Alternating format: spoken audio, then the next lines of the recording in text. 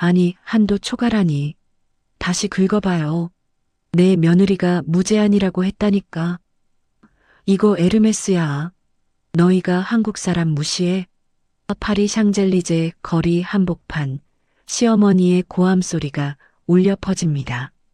하지만 돌아온 건 카드 결제 문자가 아닌 이혼 통보 문자 한 통이었습니다.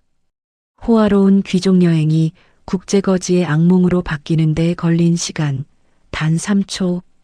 헌신하던 며느리가 왜 시어머니를 타국에 버렸는지 그 처절한 복수극이 지금 펼쳐집니다. 오늘의 사연 시작합니다.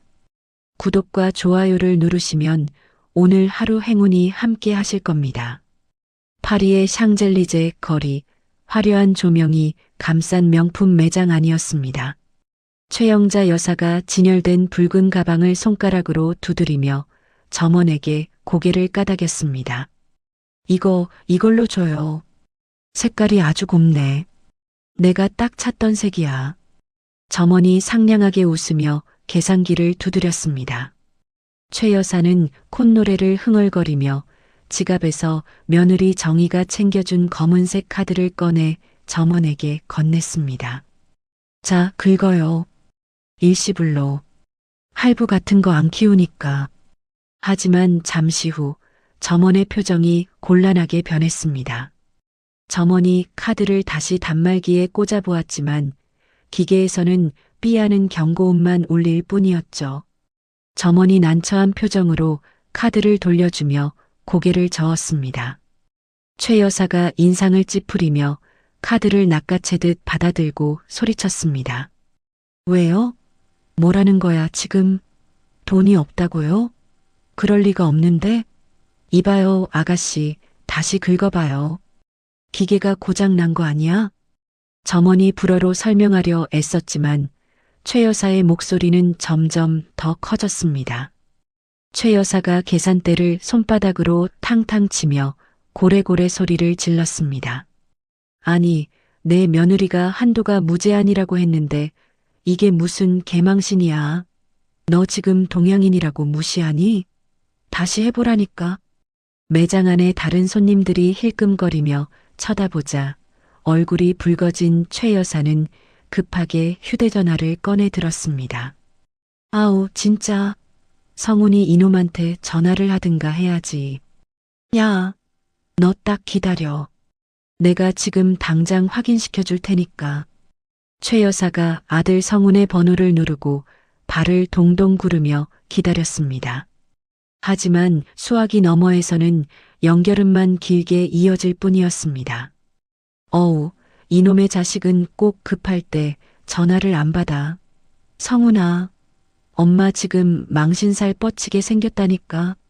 전화 좀 받아라 좀.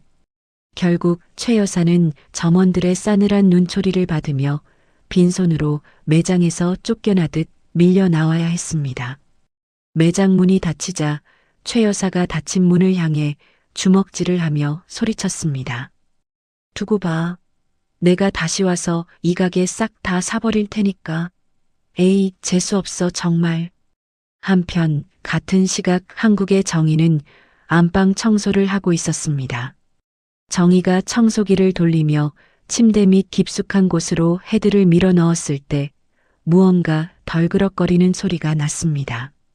정희가 청소기를 끄고 바닥에 엎드려 침대 밑에서 낯선 스마트폰 공기계를 꺼내 들었습니다. 이게 뭐지? 당신 이런 걸 왜 침대 밑에 숨겨뒀어?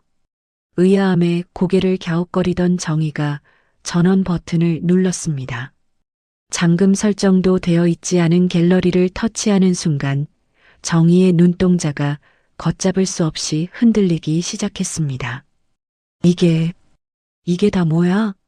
사진 속에는 남편 성훈이 낯선 여자와 껴안고 있는 모습이 적나라하게 담겨 있었습니다. 정희가 떨리는 손으로 메시지함을 열었습니다. 가장 최근에 온 발신자가 어머니로 되어 있는 문자를 확인한 정희의 입에서 헛웃음이 터져 나왔습니다. 성훈아, 그 물건은 잘 정리했니? 이번에 만나는 애는 싹싹해서 마음에 들더라. 우리 며느리는 곰 같아서 영 재미가 없잖니. 정희가 입술을 깨물며 신음 같은 비명을 질렀습니다. 아, 어머니, 어떻게 저한테 이러실 수가 있어요. 제가 어머니한테 어떻게 했는데, 빚 갚아드리고 병원비 내드리고 여행까지 보내드렸는데, 배신감은 순식간에 뜨거운 분노로 바뀌었습니다. 정희가 벽에 걸려있던 가족 사진을 향해 전화기를 집어 던지며 소리쳤습니다. 다 가짜였어. 나만 바보같이 속고 살았다고. 와장창하는 요란한 소리와 함께 유리 액자가 산산조각이 났습니다. 눈물을 거칠게 훔친 정희가 옷장 문을 열어젖히며 중얼거렸습니다. 그래, 곰 같은 며느리가 어떻게 미쳐 날뛰는지 똑똑히 보여줄게. 당신들 사람 잘못 건드렸어. 정희는 그 길로 남편의 내연녀가 살고 있다는 오피스텔로 찾아가 초인종을 눌렀습니다. 잠시 후 아무것도 모르는 성훈이 발라의 차림으로 문을 열었습니다.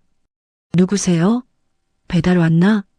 성훈이 정희를 보고 쏘스라치게 놀라며 뒷걸음질 쳤습니다. 여보, 당신이 여기 어떻게? 정희가 대답 대신 성훈의 뺨을 잇는 힘껏 올려붙였습니다. 짝! 하는 마찰음이 복도에 날카롭게 울려 퍼졌습니다. 성훈이 얼떨떨한 표정으로 붉게 부어오른 볼을 감싸주며 소리쳤습니다. 아니, 지금 미쳤어? 뭐 하는 짓이야? 여기가 어디라고 와서 행패야? 방 안에서 샤워 가운을 입은 내연녀가 나오다가 정희와 눈이 마주치고는 비명을 질렀습니다. 야, 오빠, 이 여자 뭐야? 빨리 내보내. 정희가 식탁 위에 누런 서류 봉투를 쾅 소리 나게 내리치며 성훈을 노려보았습니다. 조용히 해. 더 떠들면 동네방네 당신 회사 사람들 다 불러 모아서 구경시켜 줄 테니까. 전현이랑 알몸으로 쫓겨나고 싶지 않으면 입 다물어. 성훈이 겁에 질린 눈으로 서류 봉투를 보며 물었습니다. 이게 뭔데? 상간녀 위자료 청구 소송장, 그리고 이혼 합의서야. 지금 당장 도장 찍어. 성훈이 억울하다는 듯 팔짝 뛰며 대들었습니다. 야, 한번 실수한 거 가지고 이혼은 무슨 이혼이야. 남자가 사회생활 하다 보면 그럴 수도 있는 거지. 그리고 어머니도 안 계신데 우리끼리 이러는 게 말이 돼? 정희가 코웃음을 치며 성훈의 코앞에 침대 밑에서 찾은 휴대폰을 들이밀었습니다. 실수? 폰까지 따로 만들어서 살림 차린 게 실수니? 그리고 뭐? 어머니? 이 문자 보고도 어머니 타령이 나와?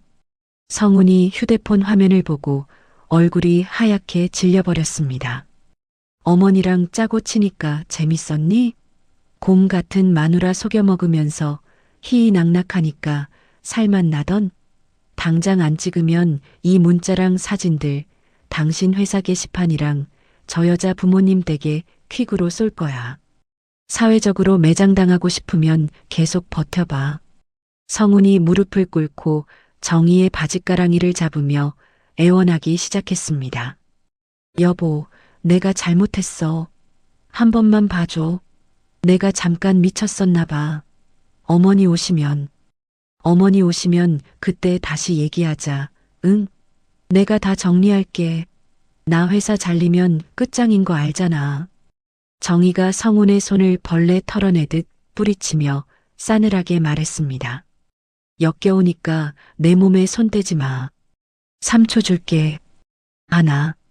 정희가 가방에서 인주를 꺼내 식탁 위에 던졌습니다. 둘. 성훈이 덜덜 떨리는 손으로 인주를 집어들었습니다. 셋. 찍을게. 찍는다고. 찍으면 되잖아.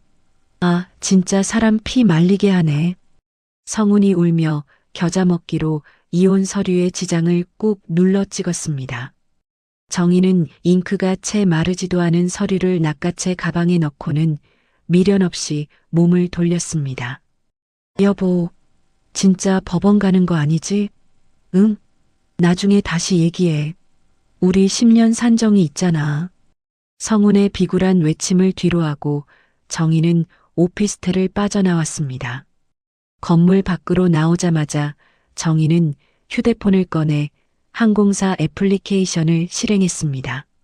화면에는 파리- 인천, 최영자, 1등석이라는 예매 내역이 떠 있었죠. 정희의 입가에 서늘한 미소가 번졌습니다. 어머니, 곰 같은 며느리가 주는 마지막 선물이에요. 정희의 엄지손가락이 예약 취소 버튼을 가볍게 눌렀습니다. 예약 취소가 완료되었습니다. 이어 정희는 통신사 고객센터 앱을 열어 시어머니 번호를 선택하고 해외 데이터 로밍 차단 버튼을 눌렀습니다. 마지막으로 은행 앱에 접속해 시어머니와 남편이 쓰고 있는 가족 카드와 생활비 자동 이체 내역을 모조리 해지해 버렸습니다. 어디 한번 곰 재주 없이 살아들 봐요.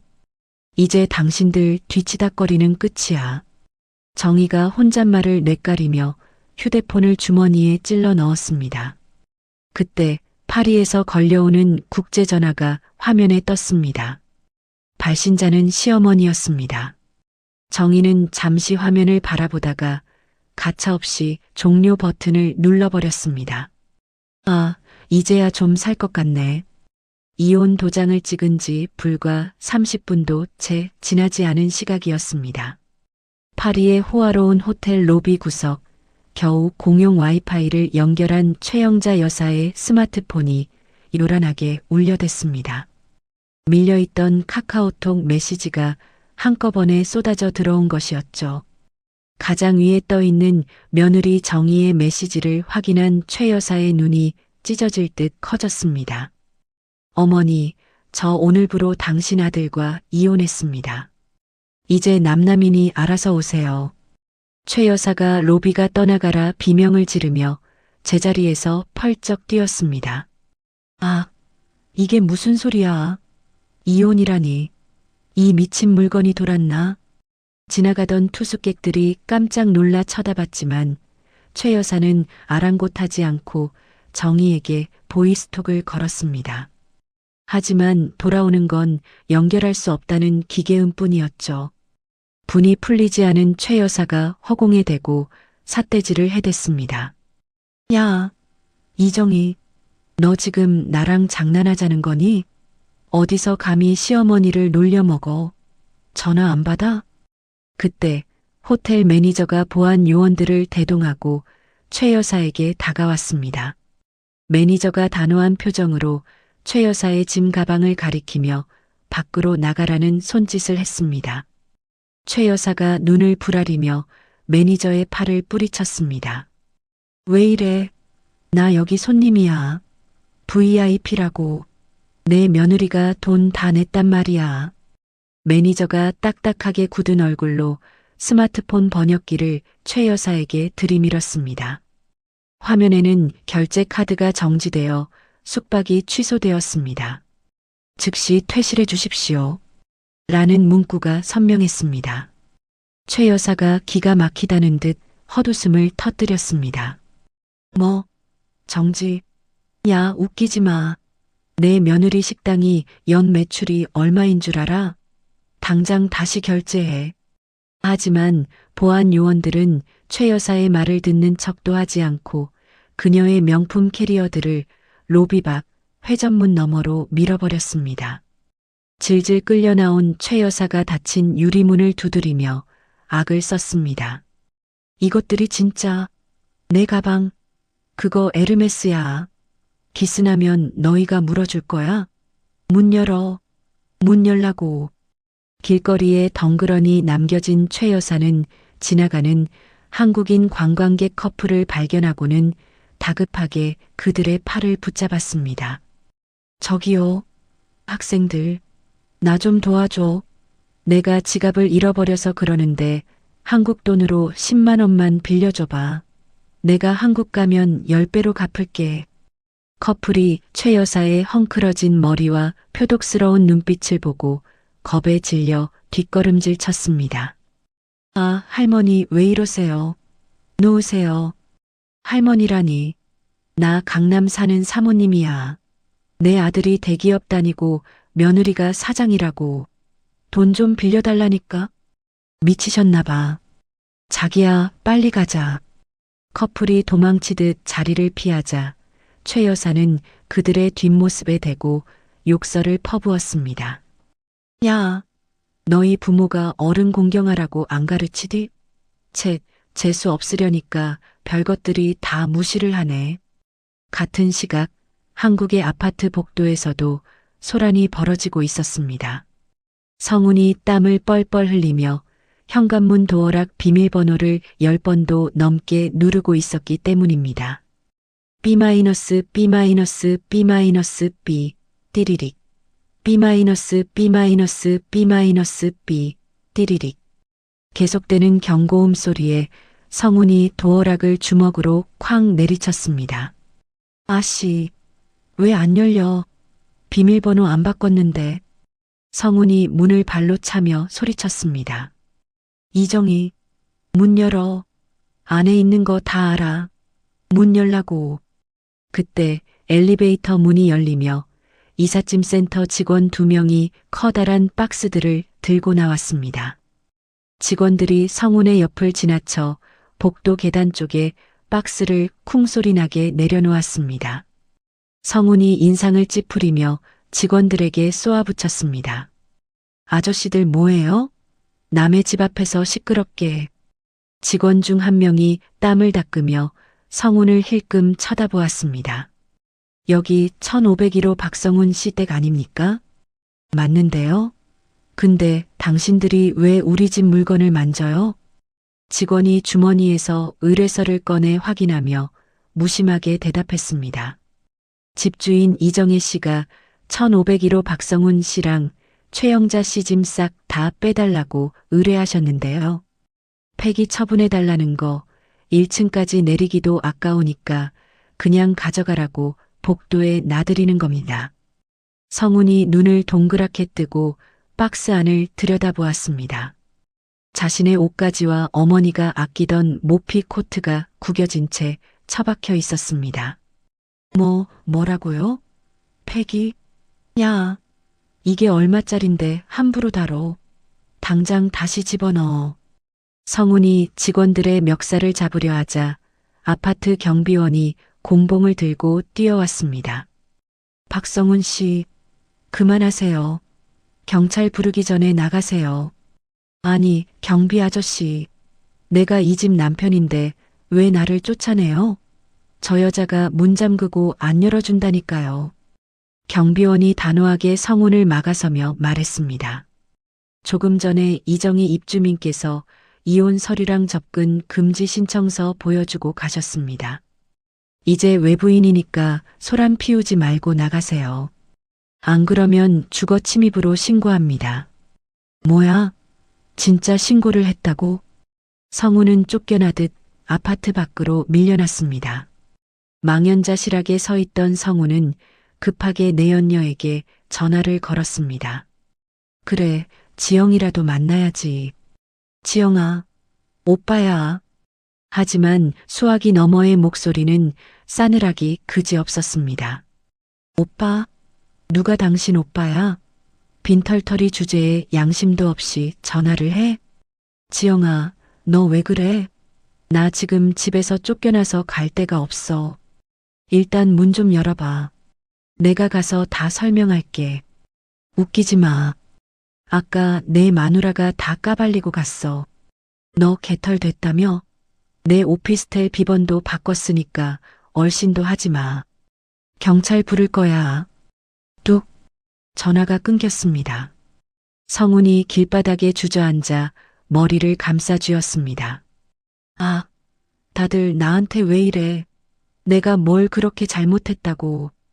성훈은 지푸라기라도 잡는 심정으로 어머니 최 여사에게 전화를 걸었습니다.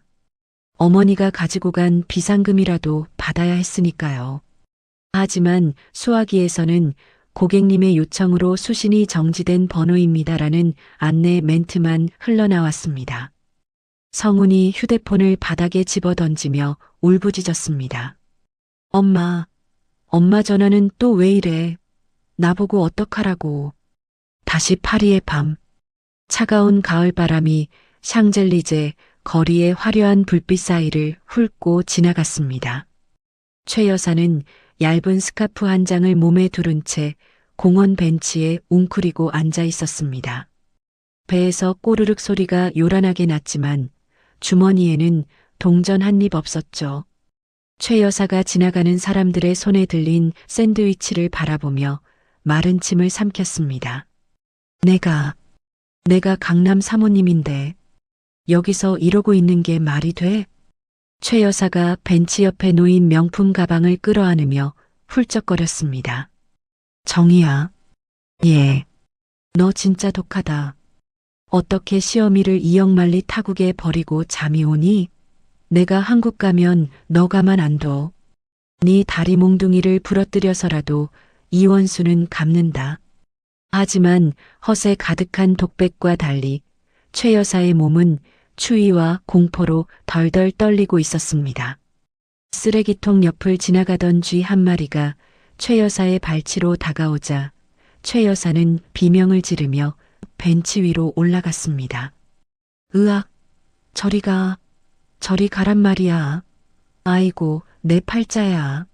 성훈아, 너는 도대체 어디서 뭘 하고 있는 거냐? 화려했던 파리의 야경은 이제 최 여사를 비웃는 듯 차갑게 번쩍이고 있었습니다. 챕터 3위기, 그리고 기묘한 손님. 일주일이라는 시간은 최영자 여사를 완전히 다른 사람으로 만들어 놓기에 충분했습니다. 파리의 뒷골목, 꼬질꼬질한 때가 낀 옷차림의 최 여사가 벤치에 앉아 멍한 눈으로 허공을 응시하고 있었죠. 그녀의 옆에는 이제 낡아빠진 작은 손가방 하나만이 덩그러니 놓여 있었습니다. 그때였습니다. 검은 후드를 눌러 쓴 남자가 최 여사의 옆을 스치듯 지나가며 가방을 낚아챘습니다. 최 여사가 쏘스라치게 놀라며 남자의 바짓단을 움켜쥐었습니다. 야, 이 도둑놈아, 내 가방 내놔. 그거 내 전 재산이야. 하지만 남자는 거칠게 발길질을 해 최 여사를 밀쳐내고는 순식간에 골목으로 사라졌습니다. 바닥에 나뒹군 최 여사가 땅을 치며 통곡했습니다. 아이고, 내 여권, 내 지갑, 저놈이 다 가져갔네. 사람 살려. 누구 없어요?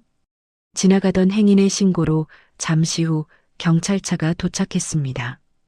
경찰관 2명이 다가와 최 여사를 일으켜 세우며 물었습니다. 마담, 괜찮습니까? 신분증 좀 보여주시죠. 최 여사는 경찰관의 말을 알아듣지 못해 한국말로 고래고래 소리를 질렀습니다. 신분증은 무슨 신분증이야. 도둑놈이나 잡으라고. 내 여권 찾아내란 말이야. 경찰관이 인상을 찌푸리며 다시 한번 단호하게 말했습니다. 여권 없습니까? 그럼 서로 같이 가셔야 합니다. 신원 확인이 안 되면 불법 체류자로 간주될 수 있습니다. 최 여사는 경찰서라는 말과 엄한 분위기에 겁을 집어먹었습니다. 며칠 전 호텔에서 난동을 부리다 경찰에 끌려갈 뻔했던 기억이 떠올랐기 때문이죠. 여기서 잡혀가면 감옥에 갇혀 영영 한국에 못 돌아갈지도 모른다는 공포가 밀려왔습니다. 나 안 가. 감옥 안 간다고. 이거 나. 최 여사는 경찰관의 팔을 획 뿌리치고는 젖먹던 힘을 다해 반대편 골목으로 내달렸습니다. 경찰관들이 호루라기를 불며 쫓아왔지만 최 여사는 쓰레기통 뒤에 숨어 벌벌 떨며 숨을 죽였습니다. 내가 왜 도망자 신세가 돼야 해? 정이 이 나쁜 년. 너 때문에 내 인생이 이게 뭐냐? 최 여사는 이제 여권도 돈도 없이 파리의 어두운 그림자 속으로 숨어들 수밖에 없었습니다. 한편 한국의 정인의 식당은 내부 수리가 한창이었습니다. 정희가 인부들에게 지시를 내리며 바쁘게 움직였습니다. 거기 벽지 색깔 좀 더 밝은 걸로 해주세요. 칙칙한 건 딱 질색이니까. 그리고 저기 걸려있는 메뉴판 싹 다 떼서버리세요. 직원이 메뉴판을 내리며 조심스럽게 물었습니다. 사장님, 이거 시어머니께서 직접 정하신 영잔의 수육 메뉴도 뺄까요? 단골들이 찾으실 텐데요. 정희가 단호하게 고개를 저었습니다. 네, 다 빼세요. 이제 우리 가게에 그 사람 흔적은 없어요. 이름도 바꿀 거예요. 정인의 밥상으로. 그때 식당 문이 열리며 허름한 차림의 노인 한 명이 비틀거으며 들어왔습니다. 며칠은 굶은 듯한 행색에 옷에서는 퀴퀴한 냄새가 났습니다. 직원이 황급히 달려나가 노인을 막아섰습니다. 아이고 할아버지, 여기는 밥 얻어먹는 데 아니에요. 영업 준비 중이니까 나가세요. 냄새나서 손님 다 떨어져요. 노인이 힘없는 목소리로 사정했습니다. 배가 너무 고파서 그러네. 국물 남은 거라도 좀 주면 안 되겠나? 안 된다니까요. 다른 데 가보세요. 직원이 노인의 등을 떠밀려는 찰나 정희가 큰 소리로 외쳤습니다. 김군, 그만둬. 어르신한테 무례하게 뭐하는 짓이야. 정희가 달려와 노인의 팔을 부축하며 직원에게 눈치를 주었습니다. 죄송합니다, 어르신. 저희 직원이 실수를 했네요. 이쪽으로 앉으세요. 노인이 정희의 얼굴을 빤히 쳐다보며 자리에 앉았습니다. 돈이 없는데 괜찮습니다. 밥 한 끼 대접해 드리는 게 뭐 어렵다고요. 잠시만 기다리세요. 정희는 주방으로 들어가 뚝배기에 갓 지은 밥과 뜨끈한 소고기 국밥을 한가득 담아왔습니다. 김이 모락모락 나는 국밥 앞에 깍두기와 수육 접시까지 놓였습니다. 시장하실 텐데 얼른 드세요. 부족하면 더 드릴 테니까 천천히 드시고요. 노인은 떨리는 손으로 숟가락을 들더니 허겁지겁 국밥을 떠넘기기 시작했습니다. 한 숟가락, 두 숟가락. 국물을 들이켜던 노인의 손이 잠시 멈칫했습니다. 노인이 고개를 들어 정희를 보며 물었습니다. 이 국물 직접 낸 건가? 정희가 미소를 지으며 고개를 끄덕였습니다. 네, 저희 친정아버지께서 알려주신 비법대로 새벽부터 고았습니다. 입에는 맞으세요? 깊군. 아주 깊어. 기교 부리지 않고 정직하게 끓인 맛이야. 노인은 그릇 바닥까지 싹싹 긁어비웠습니다. 정희가 물수건을 건네자 노인이 입가를 닦으며 말했습니다. 잘 먹었네. 내 이 은혜는 잊지 않음세. 별 말씀을요. 언제든 배고프시면 또 오세요. 그때 카운터의 전화벨이 요란하게 울렸습니다. 정희가 수화기를 들자마자 건물주의 앙칼진 목소리가 귓전을 때렸습니다. 여보세요? 이정혜 씨? 나 건물주예요. 아, 네 사장님. 안 그래도 연락드리려던 참이었는데. 다 필요 없고 이번 달부터 월세 2배로 올릴 거니까 그렇게 알아요. 싫으면 이번 주 내로 가게 비워요. 정희의 얼굴이 사색이 되었습니다. 네, 2배요? 사장님, 갑자기 그게 무슨 말씀이세요? 계약 기간도 아직 남았는데. 주변 시세가 다 올랐는데 나만 손해보고 살라고? 꼬우면 나가라니까. 대기하고 있는 사람 줄 섰어. 뚝. 전화가 끊겼습니다. 정희가 힘이 풀린 듯 카운터에 주저앉았습니다. 아? 2배라니. 이제 겨우 혼자서 시작해 보려는데 왜 다들 나를 못 죽여서 안달이야. 정희가 두 손으로 얼굴을 감싸고 깊은 한숨을 내쉬었습니다. 그 모습을 지켜보던 노인이 자리에서 일어나며 나지막이 물었습니다. 무슨 일인가? 표정이 안 좋아 보이는데. 정희가 애써 웃으며 고개를 저었습니다. 아니에요, 어르신. 그냥 장사하다 보면 겪는 일인걸요. 신경 쓰지 말고 가셔요. 노인은 묵묵히 정희를 바라보다가 주머니에서 꼬깃꼬깃한 명함 한 장을 꺼내려다 멈칫했습니다. 그리고는 의미심장한 눈빛으로 정희에게 말했습니다. 사람이 죽으란 법은 없다네. 자네 음식을 먹어보니 알겠어. 이 가게 절대 망하지 않아. 노인은 그 말을 남기고 뒷짐을 진 채 유유히 가게를 나갔습니다. 정희는 노인의 뒷모습을 보며 씁쓸하게 중얼거렸습니다. 망하지 않는다라. 말씀이라도 고맙네요. 하지만 정희는 몰랐습니다. 방금 국밥 한 그릇을 비우고 나간 그 노인이 자신의 인생을 송두리째 바꿔놓을 귀인이라는 사실을 말입니다. 정희의 눈앞에는 당장 닥쳐온 퇴거 명령이라는 절벽만이 보일 뿐이었습니다. 챕터 사흑 기사의 등장과 반격의 서막.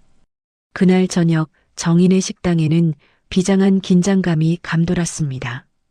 점심 장사를 마치고 브레이크 타임을 가지고 있던 정희 앞에 건물주가 들이닥쳤기 때문입니다. 화려한 보석으로 치장한 건물주 여자가 카운터를 손바닥으로 내리치며 소리쳤습니다. 이정희 씨, 생각 다 끝났어? 이번 주까지 안 비우면 명도 소송 걸 거야. 법대로 하자고, 법대로. 정희가 울먹이는 목소리로 사정했습니다. 사장님, 제발이요. 갑자기 2배라니요. 깔 데도 없는데 조금만 시간을 주세요. 아, 시끄러워. 돈 없으면 나가야지 웬 궁상이야? 내일 당장 용역 불러서 집기 다 드러낼 테니까 그런 줄 알아. 건물주가 삿대질하며 으름장을 놓는 절체절명의 순간이었습니다. 식당 문이 열리며 검은 정장을 입은 건장한 남성들이 양쪽으로 도열했습니다. 그리고 그 사이로 낮에 다녀갔던 그 허름한 노인이 말끔한 맞춤 정장 차림으로 걸어 들어왔습니다. 지팡이 대신 고급스러운 장우산을 짚은 노인의 뒤에는 비서로 보이는 중년 남성이 따르고 있었죠. 건물주가 눈을 동그랗게 뜨고 소리쳤습니다. 뭐야? 당신들은 누구야? 여기 장사 안 해. 나가. 노인이 묵직한 목소리로 비서에게 지시했습니다. 박 실장, 처리해. 네, 회장님. 비서가 서류 가방에서 계약서 한 장을 꺼내 건물주 앞에 내밀었습니다. 건물주가 어이없다는 듯 코웃음을 쳤습니다. 이게 뭔데? 회장? 웃기고 있네. 하지만 서류를 훑어보던 건물주의 손이 덜덜 떨리기 시작했습니다. 그것은 이 건물의 매매 계약서였고 매수인은 국내 굴지의 식품 기업인 대강식품이었기 때문입니다. 건물주가 사색이 되어 노인을 바라보았습니다. 강 회장님? 설마 대강식품 강만수 회장님? 강 회장이 차갑게 미소 지으며 대답했습니다. 내 건물에서 내 손님한테 이렇게 무례하게 구는 건 용납 못하는데 자네 위약금은 넉넉히 넣어뒀으니 당장 내 가게에서 나가게.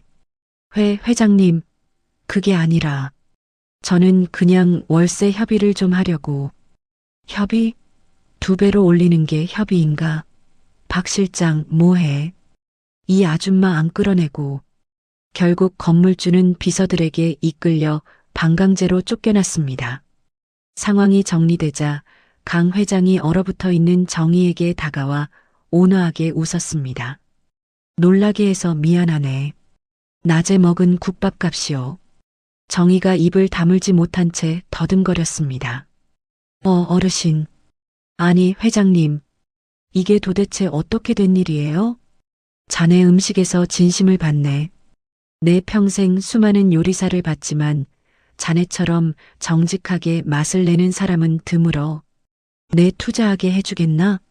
자네 이름으로 프랜차이즈를 만들어 보고 싶네. 정희의 눈에서 참았던 눈물이 왈칵 쏟아졌습니다. 지옥 같던 하루의 끝에서 만난 기적 같은 구원의 손길이었기 때문이죠. 회장님, 감사합니다. 정말 감사합니다. 강 회장이 정희의 어깨를 토닥이며 말했습니다.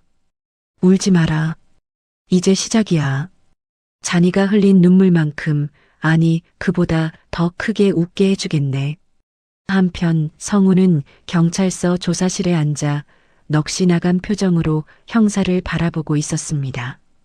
형사가 서류 뭉치를 책상에 던지며 한숨을 쉬었습니다.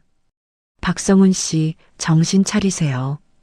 김지영 씨, 아니 사기전과 오범 이미숙 씨가 박성훈 씨 명의로 대포 통장 개설해서 3억 해먹고 날랐다니까요. 성훈이 믿을 수 없다는 듯 머리를 감싸쥐었습니다. 말도 안 돼. 지영이가 그럴 리가 없어. 나한테 오빠 오빠 하면서 얼마나 잘했는데. 아이고, 이 양반아. 그게 다 작전이지. 당신 지금 공범으로 몰릴 수도 있어. 횡령한 법인 돈 다 그 여자 통장으로 들어갔잖아. 성훈이 울부짖으며 책상을 내리쳤습니다. 아, 내 돈, 내 퇴직금, 어머니가 준 비상금까지 다 줬는데 이 나쁜 년 잡히기만 해봐. 죽여버릴 거야. 조사를 마치고 비틀거으며 경찰서를 나온 성우는 갈 곳이 없었습니다. 주머니에는 동전 몇 개와 다 구겨진 담배 한 갑뿐이었죠. 성우는 지푸라기라도 잡는 심정으로 정의의 식당으로 향했습니다. 하지만 식당 앞은 이미 재료 소진 안내판이 붙어 있었고 안에서는 정의와 직원들이 환하게 웃으며 회식하고 있는 모습이 보였습니다. 성훈이 유리창을 두드리며 애타게 불렀습니다. 여보, 정의야, 나야, 문 좀 열어줘. 정의가 소란에 고개를 돌려 성훈을 발견했습니다. 하지만 그녀의 표정은 싸늘하게 굳어버렸죠. 정의가 밖으로 나와 팔짱을 끼고 성훈을 노려보았습니다. 여기가 어디라고 또 왔어? 경찰 부를까? 성훈이 정의의 바짓가랑이를 잡고 매달렸습니다. 여보, 나 죽게 생겼어. 지영이 그년이 꽃뱀이었어. 나 사기당해서 빈털털이야. 제발 나 좀 살려줘. 비행기 값이라도 줘. 어머니 모셔와야 할 거 아니야. 정의가 차갑게 성훈을 내려다보며 쏘아붙였습니다. 꽃뱀? 잘 됐네. 끼리끼리 만난 거지 뭐. 그리고 어머니, 당신이 가서 업고 오든 헤엄쳐서 오든 알아서 해. 나한테 손 벌리지 마. 야, 너 진짜 피도 눈물도 없냐? 우리가 남이야? 남이야.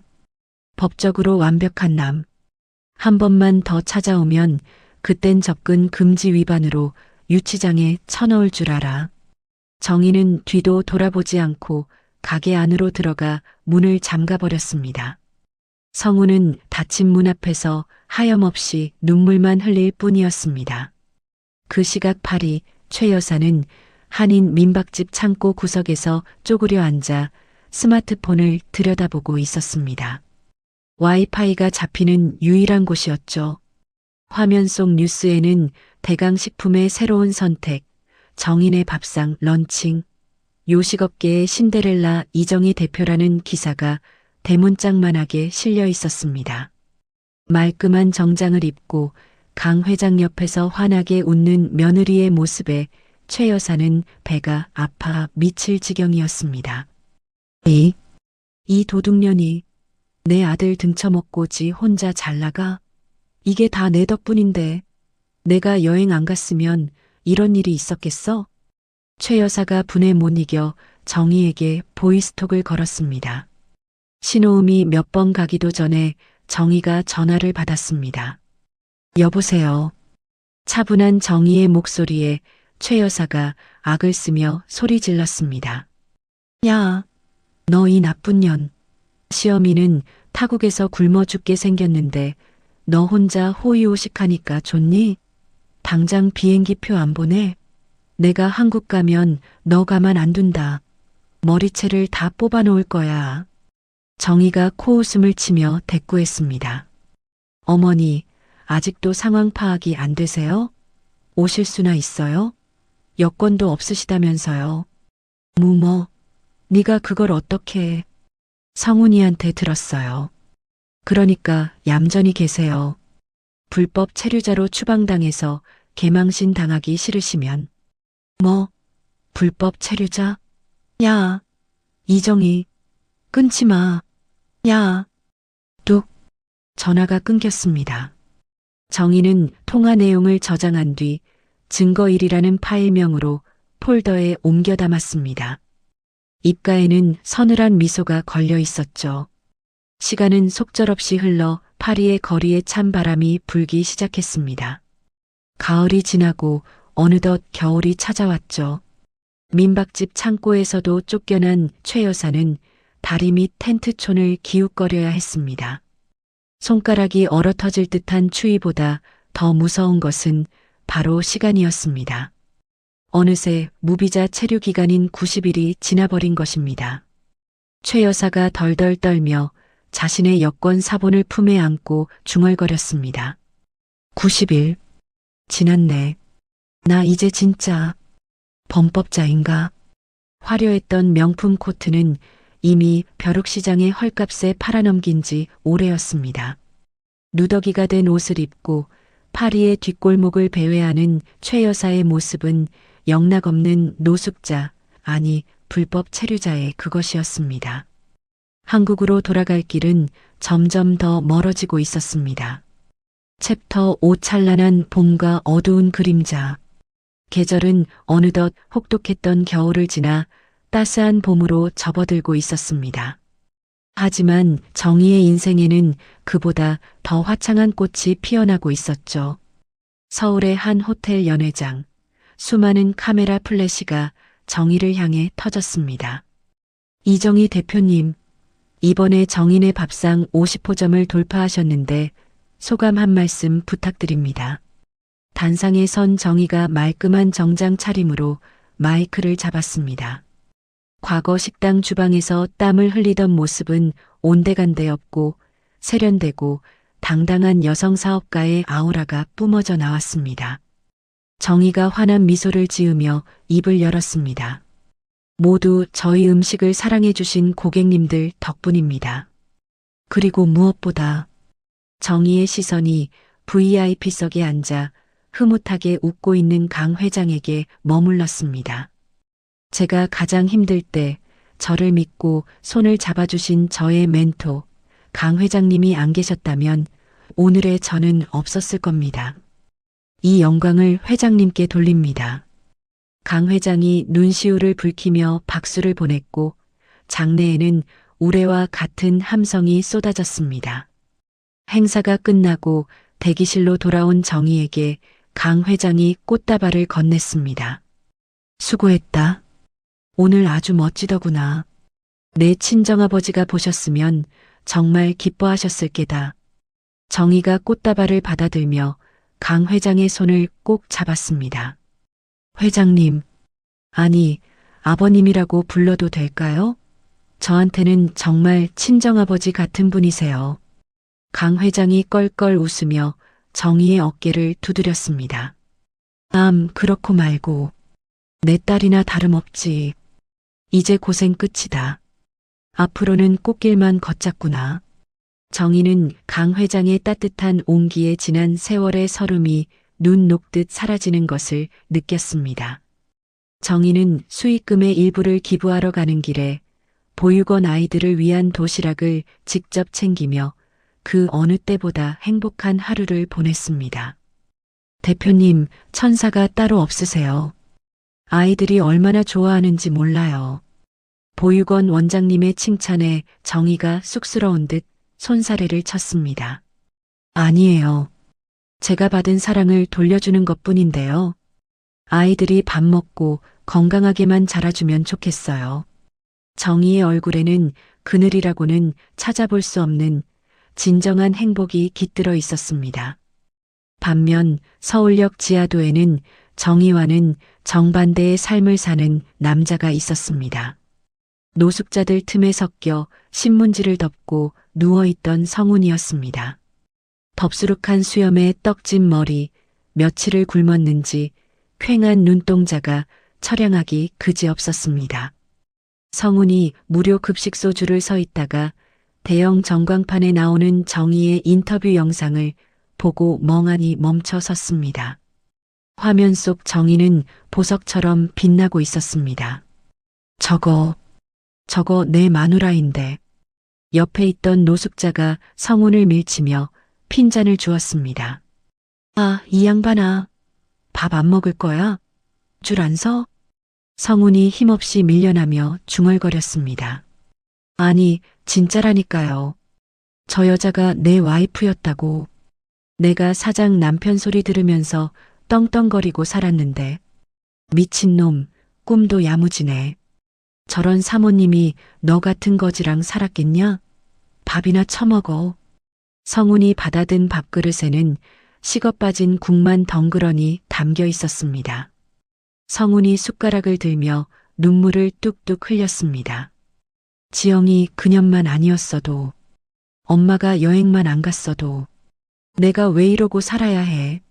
성훈은 자신의 잘못은 조금도 뉘우치지 않은 채 여전히 남탓만 하며 국물에 눈물을 말아넘겼습니다. 한편 지구 반대편 파리의 상황은 더욱 처참했습니다. 불법 체류자 신분이 된 지 한 달이 넘은 최영자 여사는 이제 사람의 몰골이 아니었습니다. 경찰의 단속을 피해 다리 밑 텐트촌으로 숨어들었지만 텃세 심한 불황자들에게 밀려나 쓰레기장 옆 박스 위에서 쪽잠을 자야 했죠. 겨울비가 추적추적 내리는 밤, 최 여사가 고열에 시달리며 헛소리를 해댔습니다. 추워. 너무 추워. 보일러 좀 틀어라 정희야. 내가 밍크코트 사줄게. 지나가던 유학생 한 명이 쓰레기 더미 옆에 쓰러져 있는 최 여사를 발견하고 놀라서 다가왔습니다. 저기요. 할머니, 괜찮으세요? 한국 분이세요? 최 여사가 개슴츠레 눈을 뜨고 유학생의 바짓단을 움켜쥐었습니다. 나 강남 살아. 우리 며느리가 사장이야. 비행기 표 좀. 유학생은 최 여사의 상태가 심상치 않음을 직감하고 급히 영사관에 전화를 걸었습니다. 여기 폭레프 다리 밑인데요. 한국 할머니가 다 죽어가요. 빨리 좀 와주세요. 결국 영사관 직원이 출동했고 신원 조회 결과 최 여사가 불법 체류자 신분임이 드러났습니다. 영사관 직원이 혀를 차며 최 여사를 부축했습니다. 어르신, 여권도 없이 여기서 이러시면 어떡합니까? 일단 병원으로 모시고 절차 밟아서 한국으로 보내드릴게요. 최 여사는 링거를 맞으며 눈물을 줄줄 흘렸습니다. 고마움의 눈물이 아니었습니다. 거짓골로 한국에 돌아가야 한다는 수치심과 며느리에 대한 지독한 원망이 뒤섞인 눈물이었죠. 정희, 2년. 내가 귀신이 되어서라도 너 잡으러 간다. 며칠 뒤 인천국제공항 입국장. 문이 열리고 휠체어 한 대가 들어왔습니다. 영사관 직원의 도움을 받아 겨우 귀국한 최 여사였습니다. 남루한 옷차림에 앙상하게 마른 최 여사가 두리번거리며 누군가를 찾았습니다. 그때 저 멀리서 성훈이 절뚝거리며 달려왔습니다. 성훈 역시 씻지 못해 냄새가 진동하는 행색이었죠. 엄마, 성훈아. 두 모자는 사람들 시선도 아랑곳하지 않고 공항 바닥에서 부둥켜 안고 통곡했습니다. 이상 가족 상봉이 따로 없었습니다. 아이고, 내 새끼. 꼴이 이게 뭐냐? 그 잘난 얼굴이 반쪽이 됐네. 엄마는 괜찮아? 내가 엄마 데리러 가려고 했는데 돈이 없어서. 최 여사가 성훈의 등을 때리며 악을 썼습니다. 돈이 왜 없어? 정희 그년이 내 돈 다 가져갔지? 그렇지? 성훈이 억울하다는 듯 콧물을 훌쩍이며 고개를 끄덕였습니다. 맞아 엄마. 정희가 내 퇴직금이랑 엄마 비상금까지 싹 다 입 닦았어. 나 집에서도 쫓겨나서 노숙자 됐어. 엄마, 우리 이제 어떡해? 깔 데도 없잖아. 최 여사의 눈에서 파란 불꽃이 튀었습니다. 공항 TV에서는 마침 정의가 올해의 여성기업인상 후보에 올랐다는 뉴스가 흘러나오고 있었죠. 화면 속에서 환하게 웃고 있는 정의를 본 최 여사가 이를 갈며 휠체어 손잡이를 꽉 움켜쥐었습니다. 어떡하긴 뭘 어떡해. 내 돈 내놓으라고 해야지. 하지만 정의가 만나주지도 않아. 경찰 부른다고 협박한단 말이야. 최 여사가 성운의 귀에 대고 표독스러운 목소리로 속삭였습니다. 멍청한 놈. 가서 빈다고 될 일이 아니야. 전현이 제일 무서워하는 게 뭐겠니? 바로 사람들의 눈이야. 사람들 눈? 그래. 전현이 지금 착한 척, 고상한 척 하면서 장사하고 있지? 그 가면을 확 벗겨버려야 해. 내가 파리에서 당한 거, 네가 쫓겨난 거, 전부 다 전현이 시킨 거라고 소문을 내는 거야. 성운의 눈이 번뜩였습니다. 아, 그거야? 엄마 말대로 하면 돈 받을 수 있어? 돈뿐이겠니? 전현 망하게 하고 가게까지 뺏어와야지. 내가 파리 길바닥에서 쥐새끼랑 자면서 무슨 생각으로 버틴 줄 알아? 복수야, 복수? 최 여사가 주머니에서 꼬깃꼬깃한 종이 뭉치를 꺼냈습니다. 비행기 안에서 쓴 정의를 매장시킬 거짓 폭로 시나리오였죠. 성운아, 내일부터 당장 전현 회사 앞으로 가자. 가서 들어눕는 거야. 며느리가 시어머니를 고려장 지냈다고 하면 대한민국 사람들 다 뒤집어질 거다. 와, 역시 우리 엄마네. 알았어. 내가 돗자리랑 피켓 준비할게. 두 모자는 서로를 마주보며 섬뜩한 미소를 지었습니다. 공항의 밝은 조명 아래 욕망에 눈먼 두 사람의 그림자가 길게 드리워졌습니다. 정의에게 닥쳐올 거대한 폭풍우를 예고하는 검은 그림자였습니다. 챕터 6 거짓말의 탑과 두 번째 위기. 최영자 여사가 귀국한 다음 날 아침이었습니다. 정의의 프랜차이즈 본사 앞은 아수라장이 따로 없었습니다. 빨간색 매직으로 폐륜 며느리 이정희를 고발한다. 시어머니를 해외에 고려장 지낸 악녀. 라고 쓴 자극적인 피켓들이 건물 입구를 가로막고 있었기 때문이죠. 최 여사는 미리 준비한 돗자리를 깔고 드러누워 링거병 하나를 옆에 세워두고 곡을 하고 있었습니다. 아이고, 동네 사람들, 내 말 좀 들어보세요. 며느리가 시어미를 불란서 땅에 갖다 버리고 지 혼자 도망쳤습니다. 내가 거기서 굶어 죽다 살아왔어요. 옆에서 성운이 마이크를 잡고 지나가는 사람들에게 소리쳤습니다. 여러분, 저 TV에 나오는 이정희가 다 가짜입니다. 천사표 사장? 웃기지 마세요. 남편 퇴직금 뺏고 시어머니 돈 훔쳐서 차린 회사가 바로 여기입니다. 이 자극적인 소재를 놓칠 리 없는 레카 유튜버들이 벌떼처럼 몰려들었습니다. 카메라들이 최 여사의 얼굴을 클로즈업하자 최 여사는 기다렸다는 듯 가슴을 치며 오열 연기를 시작했습니다. 내가 흑흑 며느리한테 전화해서 살려달라고 빌었어요. 비행기 표값만 좀 보내달라고. 근데 전현이 뭘 한 줄 아세요? 국제 미아돼서 죽어버려라 이러더라고요. 아이고 내 팔자야. 유튜버가 흥분한 목소리로 중계를 이어갔습니다. 여러분 들리십니까? 지금 실시간 시청자 5만 명 돌파했습니다. 성공한 여성 사업가의 두 얼굴. 시어머니를 해외에 유기한 충격적인 실체. 좋아요와 구독 눌러주세요. 스마트폰으로 실시간 방송을 보고 있던 사람들은 댓글창에 정의를 향한 비난을 쏟아내기 시작했습니다. 와, 진짜 악마네.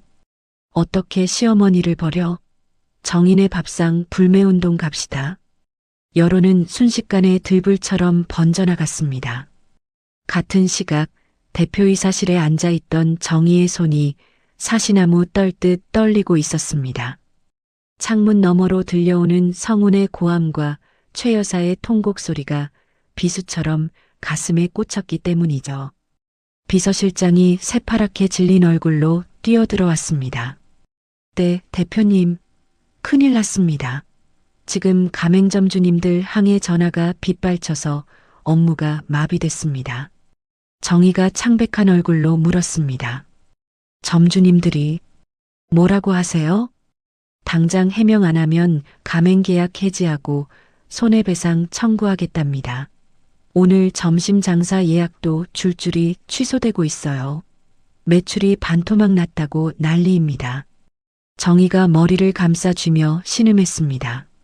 어떻게 이럴 수가 있어.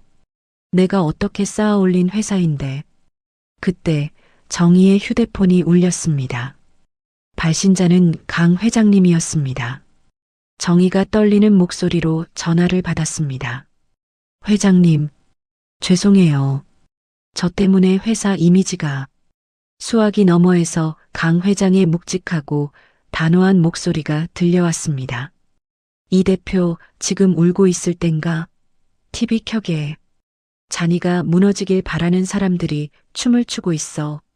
하지만 사람들이 다 저를 욕해요. 제가 시어머니를 버렸다고. 다들 그렇게 믿고 있어요. 진실이 거짓을 이기지 못할 때가 언제인 줄 아나? 진실이 침묵할 때야. 숨지 마라. 잔이가 숨으면 그 거짓말이 진짜가 되는 거야. 정희가 입술을 꽉 깨물었습니다. 피 맛이 비릿하게 느껴질 정도로 세게 깨물었죠. 제가 어떻게 하면 될까요? 정면 돌파해. 내가 최고의 변호인단을 붙여주겠네. 기자회견 열고 그 모자랑 공개적으로 붙어. 자네한테는 확실한 무기가 있지 않나? 정희의 눈빛이 흔들리던 것을 멈추고 차갑게 가라앉았습니다. 휴대폰 속에 저장된 증거 폴더가 떠올랐기 때문입니다. 네, 회장님. 알겠습니다. 피하지 않겠습니다. 전화를 끄는 정희가 자리에서 벌떡 일어났습니다. 그리고 비서실장을 향해 또렷한 목소리로 지시했습니다. 실장님, 지금 당장 언론사에 연락 돌리세요. 내일 오전 10시 본사 대강당에서 긴급 기자회견 열겠다고요.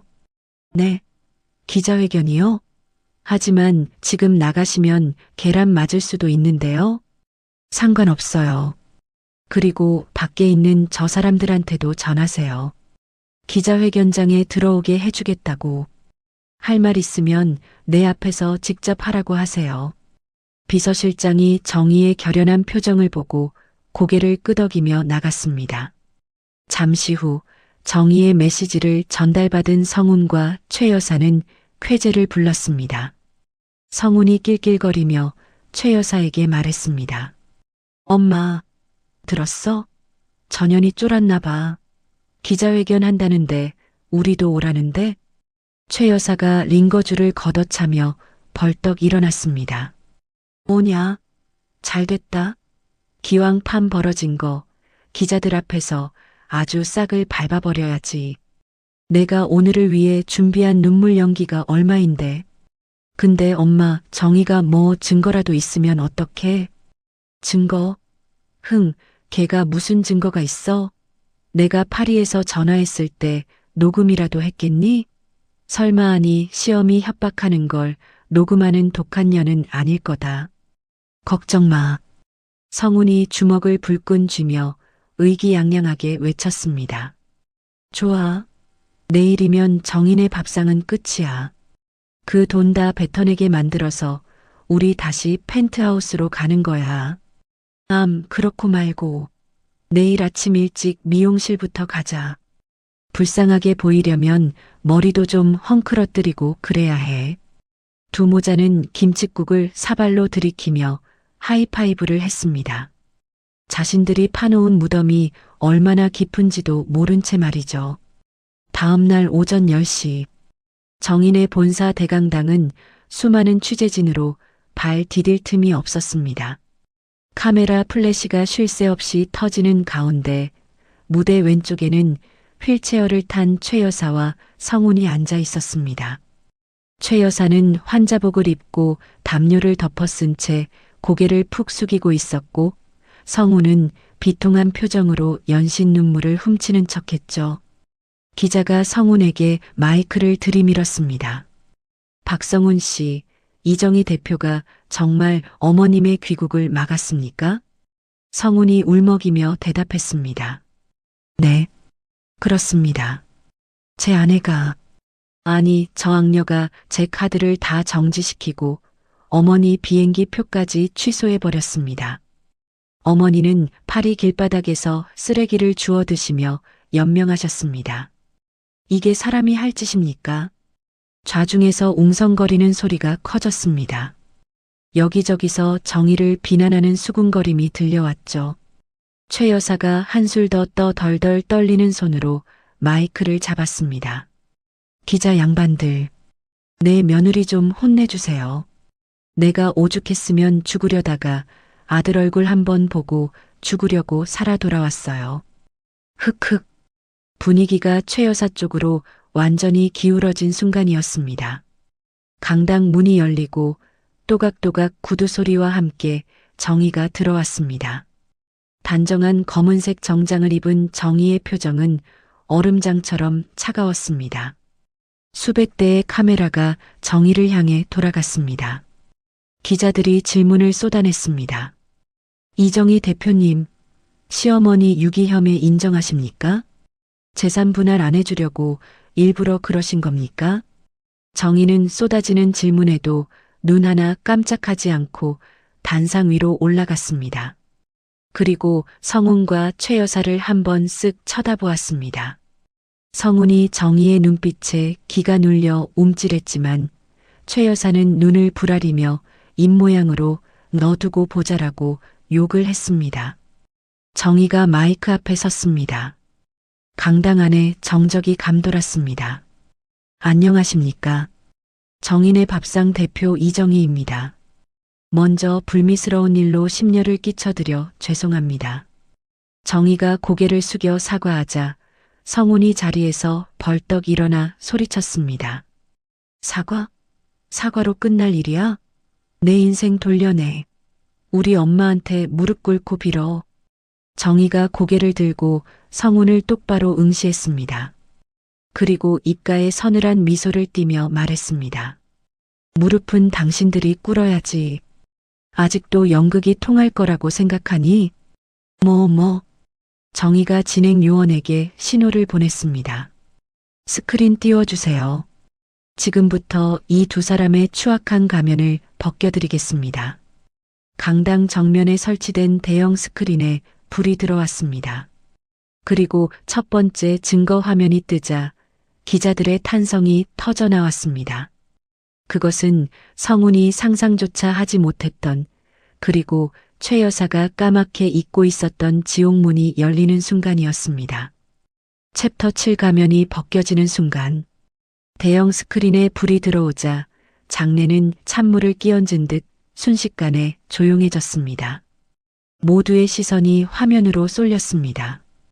그곳에는 성훈이 내연녀와 호텔 수영장에서 샴페인을 마시며 껴안고 있는 사진이 대문짝만하게 떠 있었습니다.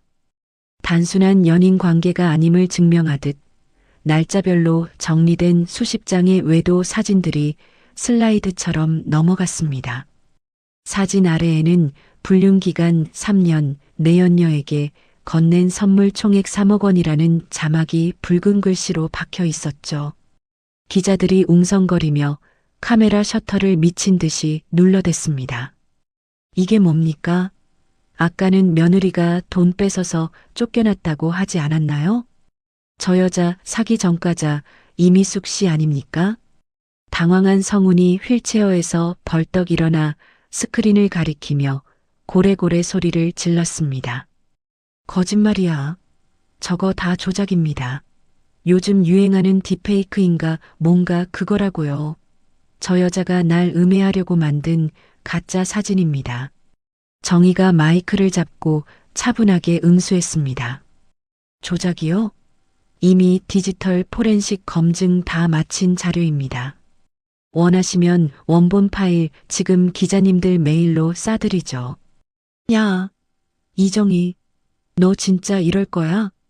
남편 치부를 이렇게 까발려서 네가 얻는 게 뭔데? 성훈이 단상 위로 뛰어 올라오려 하자 경호원들이 그를 거칠게 제지했습니다. 정희는 눈 하나 깜짝하지 않고 다음 신호를 보냈습니다. 다음은 우리 존경하는 시어머니 최영자 여사님의 목소리를 들려드리죠. 스피커에서 지직거리는 소음과 함께 최 여사의 날카로운 목소리가 강당을 울렸습니다. 그것은 최 여사가 파리에서 불법 체류자 신세가 되었을 때 정희에게 보냈던 음성 메시지였습니다. 야, 이 나쁜 년아. 내가 한국 가면 너부터 죽여버릴 거야. 내 다리 몽둥이를 부러뜨려서라도 내년 머리채를 다 뽑아놓을 거라고. 돈 내놔. 내 아들 퇴직금이랑 내 비상금 다 토해내란 말이야. 욕설과 저주가 섞인 표독스러운 목소리에 장내의 분위기는 경악으로 바뀌었습니다. 방금 전까지 며느리가 무서워서 말도 못했다며 눈물을 흘리던 피해자의 목소리가 아니었기 때문이죠. 이어지는 두 번째 녹취록은 더 충격적이었습니다. 여행을 떠나기 전 최 여사가 내연녀에게 보냈던 통화 내용이었습니다. 예, 미수가. 우리 며느리 걔는 일만 할 줄 알지 곰 같아서 영정이 안 간다. 네가 우리 성훈이 좀 잘 챙겨줘. 내가 이번에 여행 갔다 오면 너한테 백 하나 사줄게. 며느리 몰래 비상금 챙겨둔 거 있거든. 녹음이 끝나자 강당 안에는 무거운 정적만이 감돌았습니다. 기자들의 눈빛이 경멸로 바뀌어 최 여사를 향했습니다. 최 여사가 사색이 된 얼굴로 손을 휘저으며 변명했습니다. 아, 아니야. 저거 다 편집된 거야. 내가 화가 나서 홧김에 한 소리지 진심이 아니었다고. 며느리가 오죽 못되게 굴었으면 내가 저랬겠어. 하지만 실시간 유튜브 댓글창은 이미 난리가 난 상태였습니다. 와, 할머니 연기 대상감이네. 불륜녀한테 100을 사줘? 며느리 돈으로? 진짜 소름 돋는다. 저러고 피해자 코스프레를 해? 여론은 순식간에 정혜 쪽으로 돌아섰습니다. 정희가 마이크를 잡고 마지막 쐐기를 박았습니다. 홧김에요? 그럼 이건 어떻게 설명하실 겁니까? 스크린 화면이 바뀌고 복잡한 엑셀 파일과 영수증들이 화면을 가득 채웠습니다. 정희가 레이저 포인터로 특정 숫자를 가리키며 설명했습니다. 이건 제 식당 법인 카드 사용 내역입니다. 박성훈 씨는 지난 3년간 식재료비 명목으로 회사 돈을 빼돌려 강원도 정선 카지노와 불법 도박 사이트에 총 5억 원을 송금했습니다. 그리고 최영자 여사님, 며느리 몰래 챙겨뒀다는 그 비상금, 사실은 제가 직원들 월급 주려고 모아둔 가게 운영자금 훔쳐가신 거잖아요. 뭐라고? 훔치다니. 아들이 엄마 용돈 좀 준 건데 그게 왜 도둑질이야. 최 여사가 억지를 부렸지만 정희는 단호했습니다. 법적으로는 그걸 업무상 횡령이라고 부릅니다. 가족이라도 회사 공금에 손을 대면 범죄입니다. 그때 강당 뒷문이 열리며 제복을 입은 경찰관들이 들이닥쳤습니다. 강 회장이 붙여준 변호사가 미리 고발 조치를 취해둔 덕분이었죠. 경찰관이 성훈에게 다가와 수갑을 꺼내 들었습니다. 박성훈 씨, 당신을 업무상 횡령 및 사기 혐의로 긴급 체포합니다. 변호사를 선임할 수 있고 철컥. 차가운 금속음이 성훈의 손목을 결박했습니다. 성훈이 하얗게 질린 얼굴로 발버둥 쳤습니다. 이거나 내가 뭘 잘못했는데 내 마누라 가게 돈 내가 좀 쓴 게 죄야? 여보, 정희야, 이것 좀 풀어줘. 나 감옥 가기 싫어. 성훈이 정희를 향해 애원했지만 정희는 차갑게 고개를 돌렸습니다. 아들이 체포되는 모습을 본 최 여사는 상황이 불리해지자 갑자기 눈을 까디집으며 가슴을 부여잡았습니다. 아이고, 나 죽네. 내 아들 잡아간다. 억울해서 나 못 산다. 최 여사가 휠체어에서 바닥으로 스르르 미끄러지며 기절하는 신용을 했습니다. 기자들이 놀라 웅성거리는 찰나 정희가 마이크에 대고 담담하게 말했습니다. 연기 그만하시죠, 어머니. 입국하실 때 공항에서 받으신 건강검진 결과표 여기 있습니다. 혈압 정상, 당뇨 없음, 아주 건강하시던데요. 정희의 말에 바닥에 누워 눈치를 보던 최 여사의 눈꺼풀이 파르르 떨렸습니다. 경찰관 한 명이 최 여사에게 다가와 팔을 잡으며 말했습니다. 최영자 씨, 일어나세요. 당신도 공범 및 허위사실 유포에 의한 명예훼손 혐의로 조사받으셔야 합니다. 병원은 경찰서 가서 보내드릴 테니까 일단 같이 가시죠. 최 여사가 벌떡 일어나 경찰관의 멱살을 잡고 악을 썼습니다. 이거나 내가 누군 줄 알고 감히 몸에 손을 대. 나 환자야. 며느리가 시어미 죽이는 꼴 보고 싶어서 이래. 하지만 경찰관들은 능숙하게 최 여사를 제 앞에 일으켜 세웠습니다. 기자들이 플래시를 터뜨리며 끌려가는 두 모자의 모습을 카메라에 담았습니다. 성훈이 울부짖으며 뒤를 돌아보았습니다. 정희야, 내가 잘못했어. 한 번만 용서해줘. 우리 다시 시작하자. 응? 내가 평생 머슴처럼 살게. 정희가 마이크를 내려놓고 단상 아래로 내려와 성훈의 눈을 똑바로 쳐다보았습니다. 그리고 아주 낮고 서늘한 목소리로 속삭였습니다. 다시 시작? 꿈깨. 내 인생에서 당신들 흔적은 이제 먼지 한 톨도 안 남길 거니까. 감옥에서 죗값이나 치러. 너 진짜 독하다. 어떻게 사람이 이렇게 변해? 사람을 이렇게 만든 건 당신들이야. 잘 가. 성훈과 최 여사는 그렇게 수많은 카메라 앞에서 처참하게 끌려나갔습니다. 강당 안에 있던 모든 사람들이 숨을 죽이고 그 광경을 지켜보았습니다. 소란이 잦아들자 정희가 다시 단상 위로 올라가 흐트러진 옷매무새를 다듬었습니다. 그리고 카메라를 응시하며 마지막 멘트를 날렸습니다. 오늘 보신 것처럼 저는 폐륜 며느리가 아니라 가정폭력과 착취의 생존자입니다. 가족이라는 이름으로 행해지는 폭력은 더 이상 용납되어서는 안 됩니다. 진실을 지켜봐 주셔서 감사합니다. 정희가 깊숙이 허리를 숙여 인사하자 기자석 어디선가 박수 소리가 터져 나왔습니다.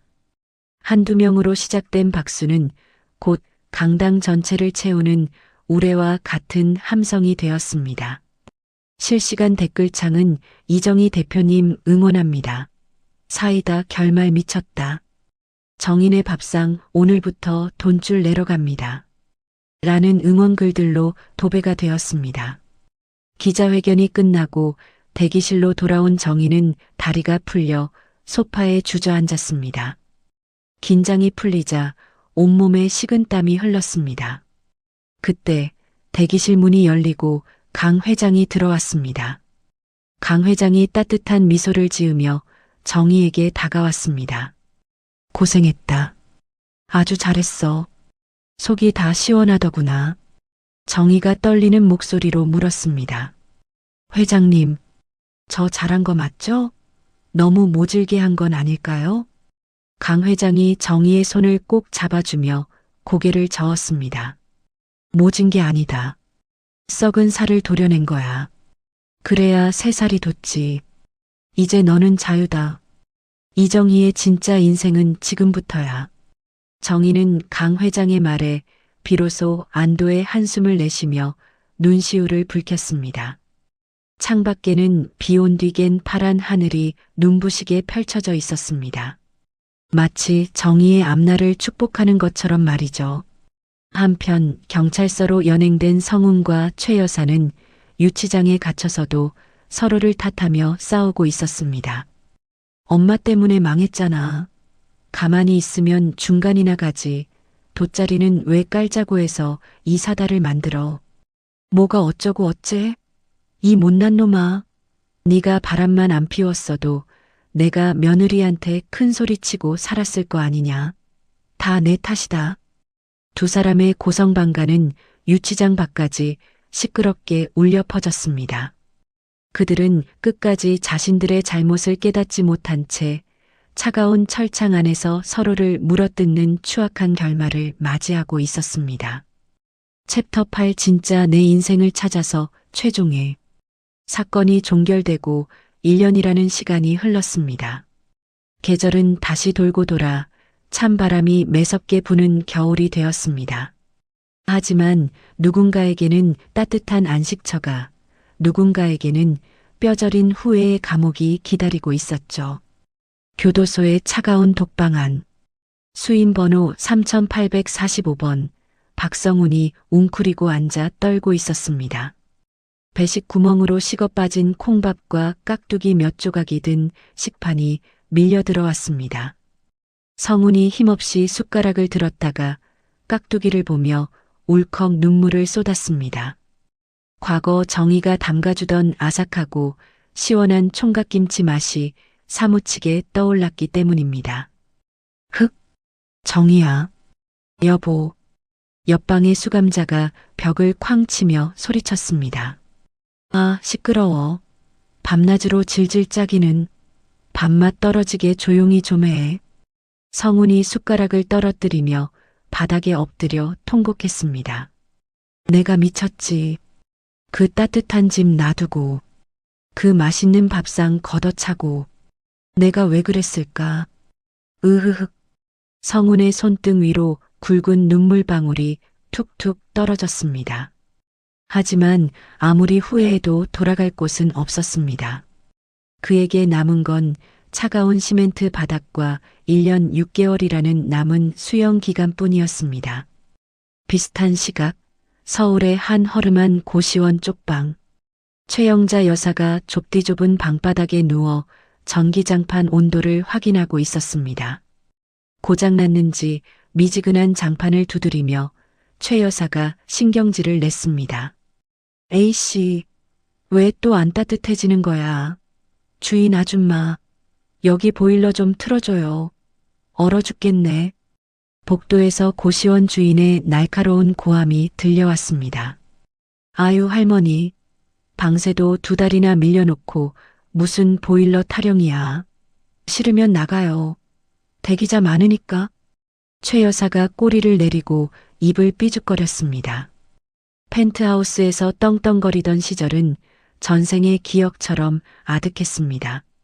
위자료와 합의금을 갚느라 가진 돈을 모두 털리고 집행유예로 풀려나 겨우 몸만 누일 곳을 찾은 게 이 고시원이었습니다. 꼬르륵. 배꼽시계가 울렸습니다.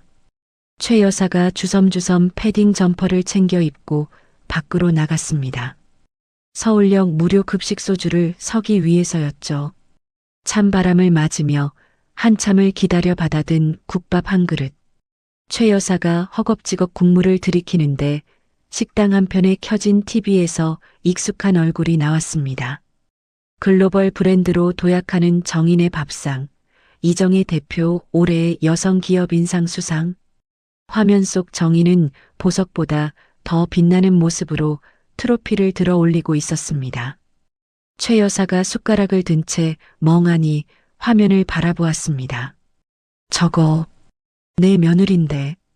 앞자리에 앉아있던 노숙자가 쯧쯧 혀를 찼습니다. 할멈, 노망 났소? 저런 대단한 사장님이 왜 할멈 며느리야? 밥이나 먹어, 식기 전에. 최 여사의 눈에서 주르륵 눈물이 흘러 국밥 그릇 위로 떨어졌습니다. 그래, 내 며느리였지. 내가 밥상 없지만 않았어도 지금쯤 저 옆에서 꽃다발 받고 있었을 텐데. 아이고, 내 복을 내가 찾네. 최 여사는 쓰고 짠 눈물 젖은 밥을 꾸역꾸역 목구멍으로 넘겼습니다. 후회는 언제나 늦은 법이었습니다. 같은 시각, 화려한 호텔 시상식장.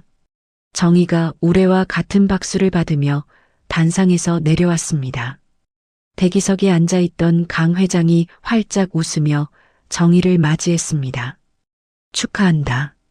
이 대표, 정말 장하구나.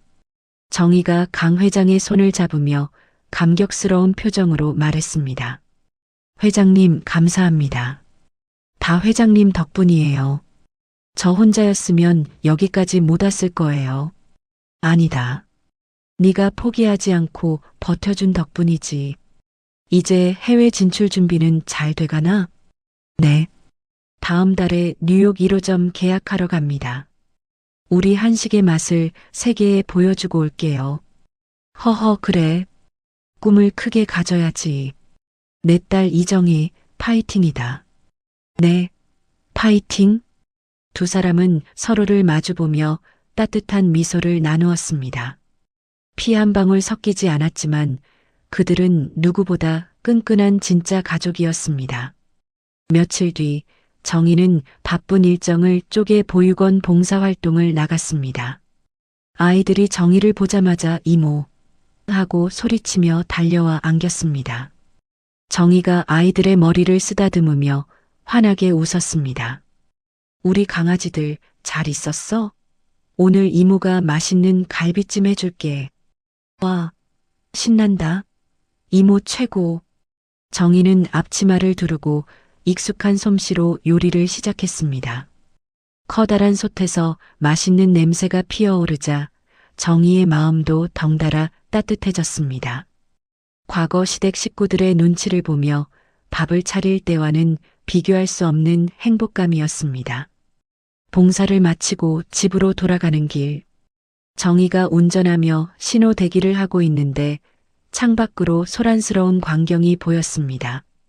경찰차 경광등이 번쩍이고 한 여자가 경찰관들에게 끌려가며 발버둥 치고 있었죠. 자세히 보니 성운의 내연녀였던 이미숙이었습니다. 또 다른 남자에게 꽃뱀짓을 하다가 현장에서 체포되는 모양이었습니다. 이거 나 아니라고. 오빠, 나 모른 척 할 거야? 이미숙이 소리를 질렀지만 옆에 있던 남자는 고개를 돌려버렸습니다. 정희는 그 모습을 무표정하게 바라보다가 신호가 바뀌자 미련 없이 엑셀을 밟았습니다. 다들 뿌린 대로 거두는구나. 차는 막힘없이 뚫린 도로를 시원하게 달려나갔습니다. 정희의 앞날처럼 말이죠. 그날 밤 정희는 새로 이사한 한강변의 고급 아파트 테라스에 앉아 있었습니다. 눈 아래로 유유히 흐르는 강물과 서울의 야경이 보석처럼 반짝이고 있었죠. 정희는 투명한 와인잔에 붉은 와인을 따랐습니다. 향긋한 포도 향이 코끝을 스쳤습니다. 지난 1년 폭풍우처럼 휘몰아쳤던 시간들이 파노라마처럼 스쳐 지나갔습니다. 배신감에 울부짖던 밤, 복수를 다짐하던 순간, 그리고 성공을 맛본 지금, 정희가 밤하늘에 뜬 둥근 달을 올려다보며 혼잣말을 건넸습니다. 아버지, 보고 계시죠? 저 이제 안 울어요. 바람이 정희의 머리카락을 부드럽게 간지럽히고 지나갔습니다. 마치 아버지가 대답해 주는 것 같았죠. 정희가 와인 잔을 들어 허공에 건배했습니다. 고생했다, 이정희. 그리고 반갑다, 나의 진짜 인생. 정희가 와인을 한 모금 머금자 달콤하고 쌉싸름한 맛이 입안 가득 퍼졌습니다. 그녀의 얼굴에 더할 나위 없이 편안하고 아름다운 미소가 번졌습니다. 이제 더 이상 그녀를 가로막을 것은 아무것도 없었습니다. 정희는 밤하늘의 별을 바라보며 깊은 숨을 들이마셨습니다. 자유의 냄새, 그리고 행복의 냄새였습니다. 가족이라는 이름으로 희생을 강요받던 정희 씨의 당당한 홀로서기 어떠셨나요? 썩은 인연을 과감히 도려낸 후에야 비로소 그녀의 인생은 진짜 봄을 맞이했습니다. 뿌린 대로 거둔다는 옛말처럼 남의 눈에 눈물 내면 제 눈엔 피눈물 나는 법이지요. 여러분의 삶에도 정희 씨처럼 환한 웃음꽃만 피어나기를, 그리고 그 어떤 시련 앞에서도 당당하시기를 진심으로 기원합니다. 이야기를 끝까지 들어주신 분이 계시다면 구독과 잘 들었다고 댓글 하나만 남겨주세요. 새로운 이야기가 나오면 제일 먼저 전해드리겠습니다. 감사합니다.